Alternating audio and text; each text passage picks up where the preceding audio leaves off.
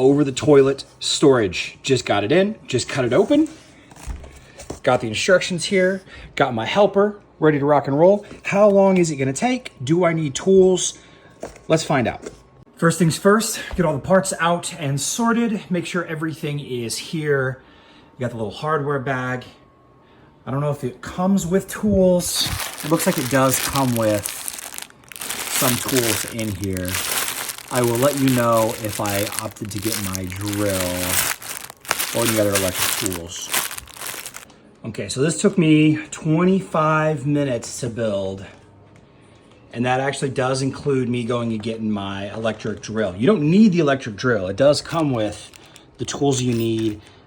This is the wall mount stuff, right?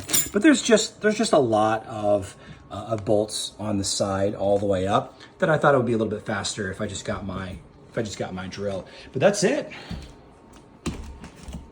We'll call it 30 minutes. 20 to 30 minutes assembly, maybe 40 minutes if you hand tighten it with the included Allen wrench. But let's go ahead and put it behind the toilets, and we'll stack it with towels and stuff.